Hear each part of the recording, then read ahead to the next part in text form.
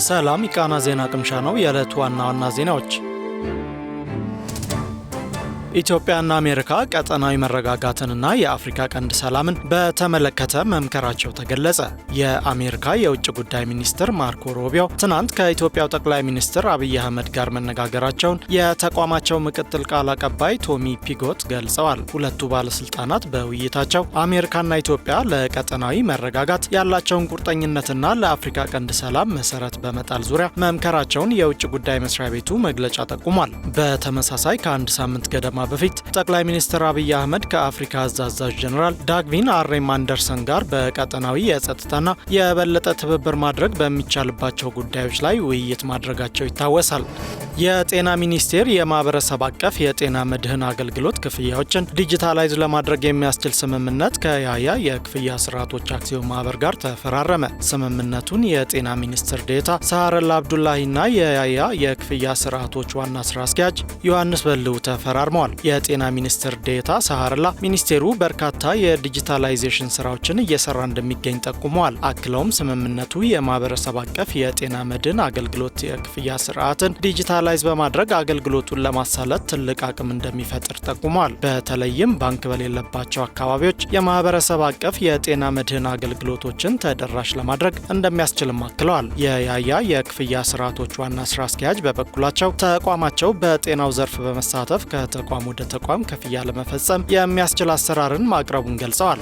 በምስራቅ ዲሞክራቲክ ሪፐብሊክ ኮንጎ ያለውን ግጭት ለመቋጨት በአሜሪካ የሰላም ስምምነት ለመፈረም ቀጠሮ በተያዘበት ዋዜማ በኤም23 አማጺ ቡድንና በኮንጎ ጦር መካከል ብርቱ ውጊያ መካሄዱ ተገለጸ። ሁለቱ ወገኖች ውጊያውን ያካሄዱት የሩዋንዳ ፕሬዝዳንት ፖል ካጋሜና የኮንጎ ፕሬዝዳንት ፌሊክስ ቲሺሴኬዲ በምስራቅ ኮንጎ ያለውን ግጭት የሚያስቆም ስምምነት ለመፈራረም ከአሜሪካው ፕሬዝዳንት ዶናልድ ትራምፕ ጋር ለመገናኘት ቀጠሮ በያዙበት ዋዜማ ነው። በሩዋንዳ እንደሚደገፍ የሚነገርለት ኤም23 አማጺ ቡድን ባለፈው ጥር የጎማና ቡካቩ ከተሞችን ከተቆጣጠረ በኋላ ግጭቱ መባባሱን አዣንስ ፍራንስ ፕሬስ ዘግቧል። ላለፉት 3 አስርት ዓመታት በምስራቅ የኮንጎ ክፍል የዘለቀውን ግጭት ለመቋጨት ሁለቱ ጎረቤት ሀገራት ባለፈው ሰኔ በዋሽንግተን የሰላም ስምምነት ላይ ቢደርሱም ውጊያው አሁንም መቋጫ አላገኘም። ከትላንት በስቲያ ጀምሮ ደግሞ በደቡብ ኪቩ ግዛት በተለያዩ ቦታዎች ግጭት የተቀሰቀሰ ሲሆን አማጺው ኤም23 ቡድንም በኪንሻሳ ኃይሎች ላይ ኪሳራ ማድረሱን ዘገባው አክሏል። ከግዛቲቱ ዋና ከተማ ቡካቩ በስተደቡብ 30 ኪሎ ሜትር ርቀት ላይ በምትገኘው በአማጺው ቡድን ቁጥጥር ስር በምትገኘው ካዚባ ከተማ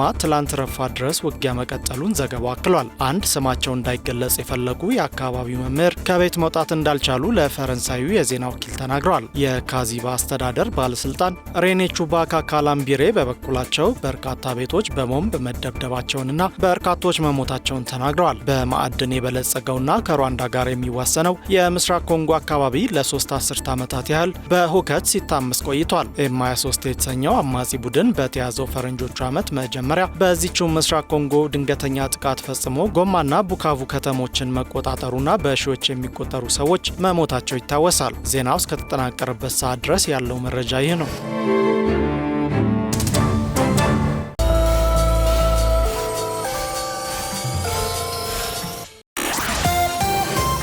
በተያዘው በጀት ዓመት 4 ወራት ውስጥ ከወጪ ንግድ $3.37 ቢሊዮን ገቢ መገኘቱን የንግድና ቀጠናዊ ትስስር ሚኒስትሩ ዶክተር ካሳሁን ጎፌ ገለጹ። ሚኒስትሩ ገቢው መገኘቱን የገለጹት የ2018 በጀት ዓመት የ4 ወራት አፈጻጸም ዛሬ በቢሾፍቱ ከተማ ግምገማ በተካሄደበት ወቅት ነው። በበጀት ዓመቱ 4 ወራት የተገኘው ገቢ የእቅዱን 119 በመቶ እንዲሁም ከባለፈው ዓመት ተመሳሳይ ወቅት ጋር ሲነጻጸር 83.7 በመቶ ጭማሪ እንዳለው ሚኒስትሩ ገልጸዋል።